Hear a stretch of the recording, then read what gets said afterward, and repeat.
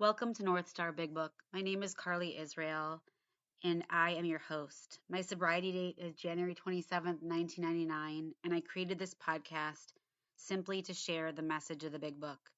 It completely changed my life. It always changes my life, and I hope it can help change yours.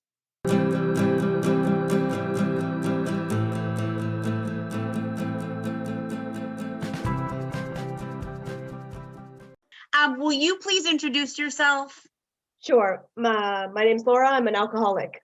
Welcome, Laura. And where are you calling in from? I live in the Brittany region of France. Very cool. What time is it where you are right now? 11. I love you. Yeah. Welcome. I'm Carly, recovered alcoholic. You are on North Star Big Book, and I am so grateful. We are going to tell our listeners what we love about the book. What pages did you want to go over? Well, for me, there's actually it's more of a phrase. Okay. It's a phrase that happens the first time on page 12 and then gets repeated on page 13 and then referred back to on page 64 as we go into step 4 and step 5. You're gonna drive the car and I'm gonna be a passenger. Yeah. So for me, first off, I have what year is it? 2020. What's your sobriety date? March 25th, 1987. Wow, you are a rock star, mama. Yeah, and you're young. You must have gotten sober when you were like 10. 16. Yeah. Yeah. I love that. I was 19. So Yeah. I have one of my teachers is from 87, class of 87. So while that is amazing. Thank you. Yeah, I got sober in Los Angeles. There were a lot of young people's groups, and so it was pretty easy to get into the middle of AA young in Los Angeles. So I have to tell you a story about LA. I almost moved there when I was 9 months sober, and thank God I didn't because I had very impure motives. I was not on ADD medication at the time, and I could not focus in the meetings because people were so beautiful that I couldn't even listen. And then the night before 7 a.m. meeting at like what's it called? The Cabin? Is it like a famous place? Yeah. So I went to the Chateau Marmont outside and I saw Leonardo DiCaprio, not sober. I'm not saying anyone's sobriety, but he was like the love of my life. And this is in 1999. And I saw him and I ran across the street like a crazy person. And I followed him to his hotel and I knocked on the door where he went in. And I'm like, what am I going to do? Am I going to go in there and like sleep with him? Like, I'm sober. I can't even blame this on anything. And so I left and I went home and I slept on someone's floor and I went to the Cabin and they had me read A Vision for You for the first time, the last 2 paragraphs. And I was like catapulted into the fourth. I was like, this is where it's at. Forget Leo. Like, this is where it's at. So I thought you would appreciate that. Absolutely. There was a meeting I went to regularly. It's Sunday mornings on Venice Beach. You sit in the sand and talk about beautiful people. There's a suntan lotion commitment, a sunblock commitment. There's someone there. That's the first time I've ever heard of that. There's a commitment where you walk around the circle during the meeting to give people like sunblock. That's because awesome. Everybody's like just in their bikinis on the beach at an AA meeting on Sunday morning. Oh my goodness. What am I doing in Cleveland, Ohio? Right? So you're in LA, that's where you get sober. That's where I got sober. And I moved around a lot in my sobriety. Just life is an adventure. It is an adventure. Right. And so now I'm living in France. But the passages that I picked out of the big book are pretty early on. I had sponsors really much. The steps are in the book, and this is where the answers are. This, I know this is a podcast and the readers can't see, but I can. This is my third edition. Book. Third edition, but look, it's like there's no cover, and you can see like how me too. Loved. It's very loved. And I got a large print one because I'm blind and I need more space. I love it. Yeah, That means you love the book because you know that the secrets are in there. absolutely. So So wherever you move, do you just find sponsees to take through the book? yep, How long have you been in France? 4 years, and I've had 2 failed sponsees. You know, they ask, they show up a few times, and then they don't. And I will redirect your perspective. They were not failed because you stayed sober. absolutely. And so you know, and I keep going to meetings, and I keep doing the thing, and you know, it's been great. I've been able to go to meetings with my best friends in the United States over Zoom. I know. So that's been kind of cool. This is and actually a blessing. right? And in England and Australia, and of course in France also, and all of that. But it's been Will great. you tell your big book loving friends all over the world to do this? Because how awesome is it to have everyone everywhere? Right? Cool. I love it. I'm so excited. So okay, so you were told from the beginning by Smart Sponsorship that the steps are in the book. So show us the paragraph where we're starting on page 12. So if you look in Bill's story, page 12, it says it's 3 words that 4 words that start off my love. It's the very top of page 12. He says his roots grasped a new soil. And then right on page 13, when he gets to step 7, to have my newfound friend take them away root and branch. And for me, this for me is the whole idea of the steps.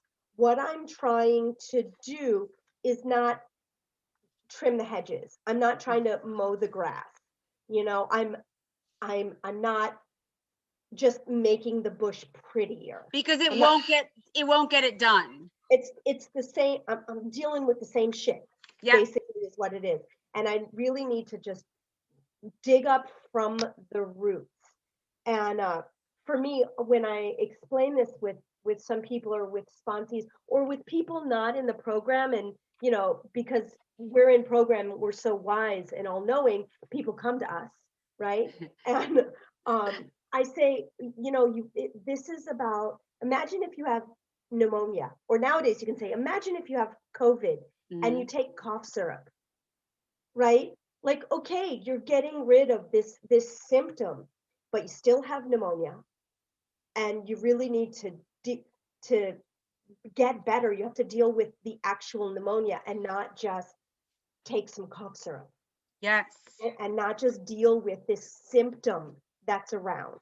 And so I got it really early on, that my drinking, my drug use, my shopping, my sex, all of my food, all of that, those are symptoms of my rotten roots. Right. What is underneath it all? What is the reason underneath it? It's never, and I'm so glad you brought that up, because alcohol and drugs were never my problem. They were my solution, right? Right. What's underneath it all, which is why today my solution is the 10 step and the 11 step. So I find out what's underneath this anger that I'm feeling, or this fear I'm feeling. And I've never seen, this is why I love doing this. I've never seen that metaphor that they keep using about, and the analogy of roots, and then you're talking about right before that a different footing, and it's like really bringing us down to like that connection of all of it. And you know, I was a landscaper when I first got sober, because I couldn't do I was told to paint walls and pull weeds, like that was like all I could do. And when you weed, if you don't, especially those ugly prickly ones that you need gloves, if you don't actually twist the bottom and then pull gently enough just to actually get the root, those guys come up in like a day. Right. So I can't just cut it down. I have to go deep, which is why we do the inventory. Right. Because Exactly. just saying you're an alcoholic's not enough. Right. And later on, when we get into chapter 5, how it works, on page 64, the end of the first paragraph, it says, our liquor was but a symptom, so we had to get down to causes and conditions. And in my book, big book, written right next to that, I write root and branch, right? Again, it's really going right back to page 12, page 13, where, you know, and then in step 5, it says, not that we shared with someone all the shit we did, but that we did this to find the exact nature of our wrongs. And again, here we are at the root is where the nature comes from. The root is the cause. And we really have to What's go underneath it, right? Right. deep, Right, right? because here's the thing, whether I'm resentful of my 4-step at Jane because she did this to me and it affects this and I behave like this, it doesn't matter about Jane or what they did. It's what is underneath. What does it trigger within me that makes me do this? And I need to find that out. Otherwise, every time someone does that, I'm going to behave that way. Right. And I can say one of my character defects is I'm a liar, right? Okay, so maybe I can stop lying, but why do I lie? What is Oh, it? I What's, love that question. like what is missing? Is it shame? Is it fear? Is it wanting to, people please? Like, why am I lying? Not just, okay, bad girl, you lied. Stop That, lying. Right, like, stop lying, but like, why? Why am right. I lying? Why am I stealing? Sometimes stealing is because I'm hungry and I have no money, but other times it really is something underneath. There's, we talk about the God-sized hole that we need to Mhm. fill, and just Yes. really looking at the conditions. And for me, that's why, like, this whole just concept of digging deep, um, that's why I love the 4th step, and the way I was taken through the 4th step, and the way I take my sponsees through the 4th step is, we do, I will say to you, okay, you have column 1 and column 2. That's all I want you to do. I want you to be complete. I want you to take some time. I want you to be pissed off. Mhm. Go be self-righteously angry. Mhm. Go just deep. All the reasons why people have wronged you, all the institutions.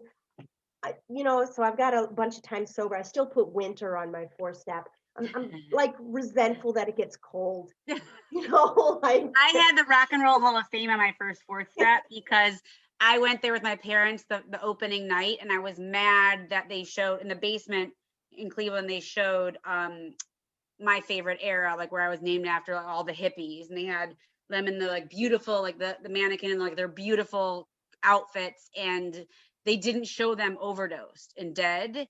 And I was resentful that they painted a picture of what I wanted to be like, but they didn't show the truth. right, right. So our resentments come from everywhere, Yes. right? And so I say, spend time with that. Really spend time. Be angry.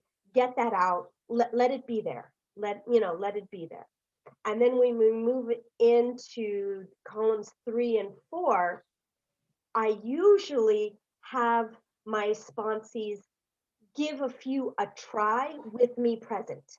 Like, let's see if you can do this digging on your own, right? Because if they can't, if they really just, and it's not a judgment call. It's just some people get stuck more in the anger and can't look under the rock. But if they're doing a pretty good job lifting up the rock and seeing those roots and finding out why they're actually resentful at Jane because of, their own little piece of it.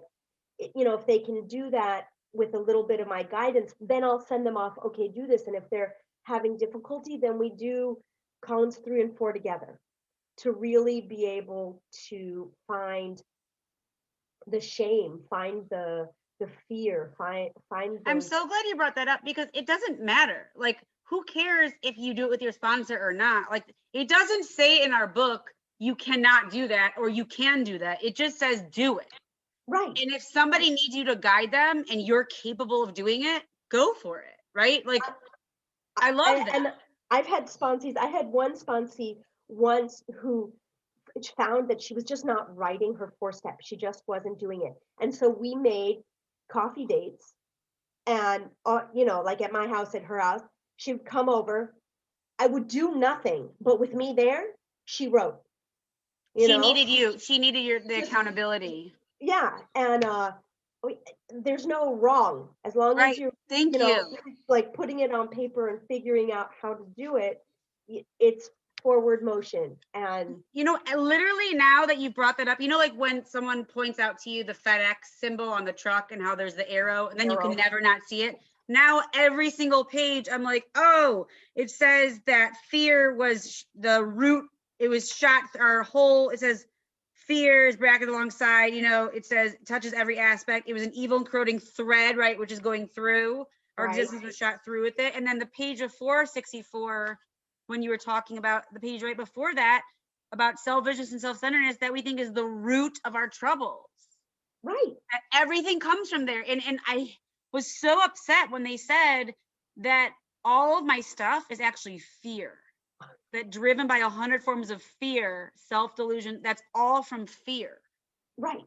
Right. It's fear. And I really appreciated in the beginning of my process, fear being broken down into two things, either fear of losing what I have or fear of not getting what I want. And almost all my fears, except spiders, sort of fall into those those two things, right? Yes, yes. Like my fears that actually affect how I am in the world, Just so you know, I'm terrified of spiders, and this is me every single day. I go into my bathroom, I turn on the light before I look in the shower, and I go, are you going to be in there right now? And I prepare myself. I'm working really hard. I've already screwed up my 3 children who are all terrified of spiders because of me. And I am aware of this. And I realize that they're smaller than us, but it's still whatever. But you're right. Besides spiders for me, it's only, for me, it's not even, when I was newer, it was about it was the past stuff. Now it's just about not getting something. Like, I'm not even that afraid of losing something except for like humans, because Right. I've been sober long enough to realize that when something is taken away, minus a human, that it's usually actually a blessing. The theme of this week with all of the people in my life has been rejection equals protection. Like Ooh. somehow the things that where I've been rejected or things that haven't panned out the way I thought That or you planned. is somehow I am universe, God, I am being protected from something that is bigger that I can't see. Do you know what I make my sponsees do when a relationship doesn't work out the way that they want it to? While they're like crying, I tell them to get on their knees and say thank you to the universe for taking that person away, because that's a big gift, because the universe would not take someone away if they weren't like in a relationship, if they weren't supposed to be taken away. Right. And they're like, I hate you. Right. One thing that also helps me with that, and this is again, you know, going deep with the steps is really about, you know, the details, the finite, the going really deep. But sometimes with the fear and with that, I get lost. Well, my plans, my ideas, I'm super smart and creative. I have great ideas, you know, la la la. And this was something that was shared with me that I use all the time.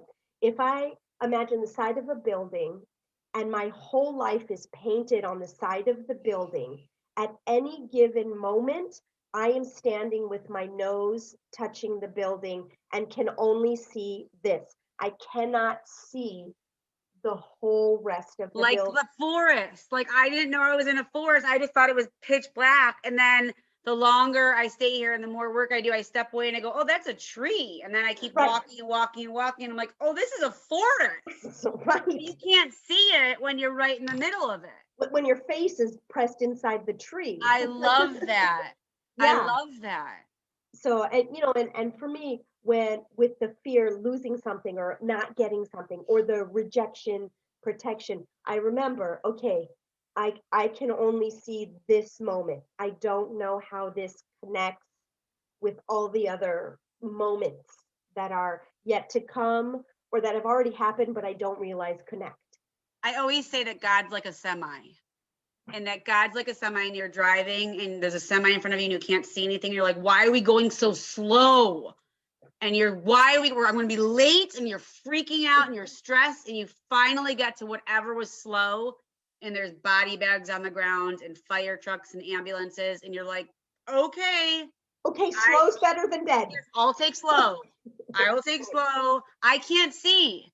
I Right. can't see, but God can. And for Right. me, what's so interesting that you tie this together about the root and about deep down, underneath it all, for me, is the fear. And then the solution is God.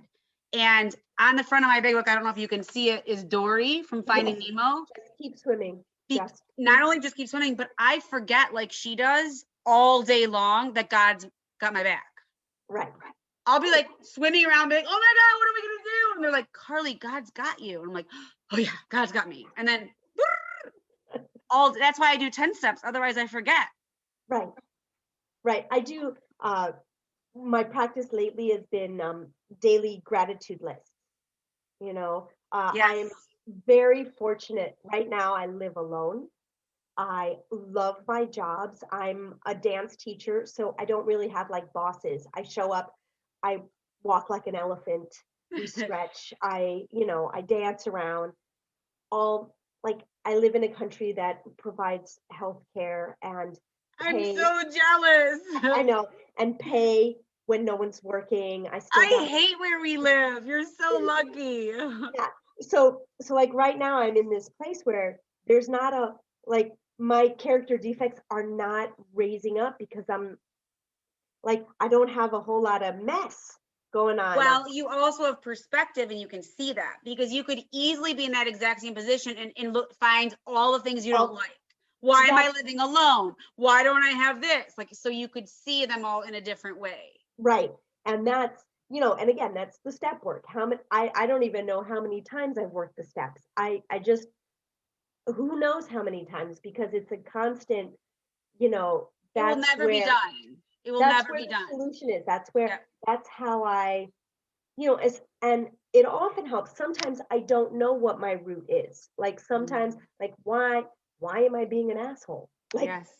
like that will come out of nowhere. And I'm like, what's going on with this here? What can where's the solution? The solution's in the book. The solution is let me take a few steps back and follow this path of being powerless in this situation of, oh yeah, let's ask God for help. Oh yeah, I'm gonna turn this over. Oh yeah, and now I'm gonna do a little bit of digging and gardening and find the problem. Sometimes What I love so much about what you're saying is it encapsulates every single step because it starts off with that problem of the root and what's wrong. And then it comes into 2 and 3 and trusting, and then 4 and 5 and digging, and 6 and 7 and being ready for whatever comes up for you to take it. And then 8 and 9, I'm willing to let it go. And then 10, I keep looking, what is this? What is this about? And I'm going to start doing this, Laura, as a question when I get upset is what is underneath this? Yeah. Like, and then 11 is just about being with the discomfort.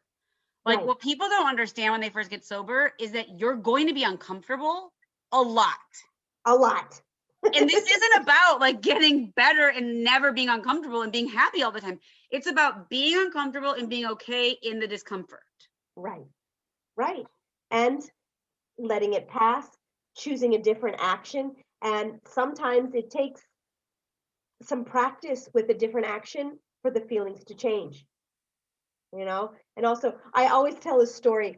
I had lots of sponsees with always like, why did I do that again? Whatever that was. Why did I date that same guy again? Like different names, same guy, whatever. And it's a little story. You're walking through the forest and you're walking down the street and there's a hole in it and you fall in the hole.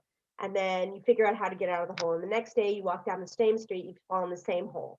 And after you fall in that hole enough times, you start to recognize, oh, this is the street with the hole. And you still fall in it, right? And you do that a couple times. And then you're like, this is the street with the hole. And you approach and you walk around the hole. You do that a few times. And then eventually you're like, that's the street with the hole. I'm going to take a different street, right? But it's that process. Like very rarely, even now in my sobriety, very rarely am I like, oh, I fell in a hole. I should take a different street next time. Like sometimes it's 3 or 4 days and not 6 weeks of the same hole. Mm-hmm. But like the consciousness, the awareness, the digging, the finding those, And you know what else is also the respect for our path of, yeah, okay, Laura, you fell in a hole again. So get out. Like, right. You don't have, like, yes, you fell in a hole. Do you want to also now be upset that you fell in a hole? Or do you want to just go, okay, like dust yourself off and keep going? Like if I was sponsoring someone and they were complaining about it, I will be empathetic and kind and patient.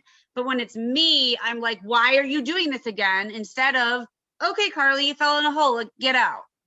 Right. So it's also about that kindness and patience. My sponsor and I get really upset with ourselves when we're sick, which is stupid. It sounds so dumb when you actually say it out loud. We get upset with ourselves when we're physically sick and we can't do things. How dare you? I can't believe, body, that you're sick and now I can't do the things I want to do. And not only am I physically sick and I'm feeling mentally guilty. Now I'm mad at myself that I'm sick. Like, hello, that's ridiculous. Yeah. So I'm going to say to Sarah, when we get sick, that's the street with the hole. Like, we can't avoid that street has holes, but we can walk around them. And for us, the hole isn't being sick. It's being mad that we're sick. Exactly. Our reaction to this. Yes. I love it. I have to ask you, are you in any big book meetings or groups or online that we can join you, even though you're in France and we're here? Not right now. You'll have to message us and tell us when you find. Our group is at 7, but it's too late for you because it's like 1. Yeah, most of like the meetings that I've been to with my my best friends in New West Coast is even later. Worse, right? Duh. Yeah. But when, not so much right now, but when France was locked down in March, April, May, the whole country shut down. And I left the house once a week for groceries for months. And then it was really easy to go to a 1 a.m. or 2 a.m. Right, because you had nothing you had to do. Exactly. There was nothing to do. And now it gets a little more challenging, but I try here and there. And plus our meetings are open. So I get to go to my home group on Friday night. Oh, that's nice. Another group that meets on Tuesdays and Thursdays. And I work evenings, so I can only, and this is another reason you're just going to hate me. You might want to edit this part out, but because I work with children, I get all of the school vacations off. I don't hate you. I'm happy for you. That's so awesome. Every 6 weeks, I get a 2-week vacation. And I'm salaried, so I get paid throughout the year. I get 4 months of paid vacation. Do you want a nice sober woman and her 3 boys to come and stay with you guys? Because and a dog and now 2 kitties that are coming on Sunday. Right, exactly. Of course you're welcome. Thank you. But so for me, I'm also living, this is a very big difference. I'm living in what is essentially the country. It's not Hickville, like there's a movie theater, there's groceries, there's a small town, and there's theater, and it's but compared to Los Angeles, there are cows and horses and sheep that I see every day. So I'm in the country. And so where I live, there are 4 meetings a week within a 50-kilometer radius. Wow. And they're all at times that I work. So I don't get to go very often. Friday nights I can go because my job finishes at 8 and the meeting starts at 8:30. So that's my home group. But like on Tuesdays and Thursdays, I get to go during vacation, which is a lot more frequent here than there. So I work tomorrow, but then I have 2 weeks vacation, and I'm looking forward to going back to my meetings because we're open here, and so we get to actually like see people. Well, you are awesome. I am never going to look at the book again without finding the arrow in the FedEx and the route and everything. I'm probably going to start sending you messages whenever I'm on a page and I'm like, oh, Laura, there it is again. Yes. And that is why I love doing this, because I've always known that the truth is in the book for me, but I love seeing it through other people's eyes. Yeah, no, it's when I first moved to San Diego, we had a meeting that was a big book discussion. It was very informal. We all sat around and we just started where we had left off and reading. And the moment somebody had something to say about a sentence or a word, we just all jumped in, and it was just so rich. Other people's, passages that for me before were like, Right. someone was on fire about I'm it. still waiting to find a person that's on fire about the atoms and steel girders. And I can't wait, because whenever I read that, I'm like, oh, please, I need to sponsor like a scientist that's like, oh, this makes so much sense to me. It hasn't happened yet. Well, let me know when it happens. I 'Cause will. You too. sure. Well, Right. one of us will let each other know. We'll keep an eye out. Thank you so much for coming on. This was so awesome. Oh, it's my pleasure. You're going to be a love it. lifelong friend. I love sober women that are in the book. It's very exciting. Yes, for me too. Thank you. Have an awesome night. Thank you. You too. Thanks. Bye. For any listeners who would like to get deeper insight into my story, I just released my memoir, Seconds and Inches. It was a dream of mine for decades to write my memoir, and while I do not believe in mixing money and AA, I just wanted to share with the world that I did this accomplishment, and it can be found wherever you normally purchase books, paperback, audio, or digital. I wish you an awesome day. Thank you.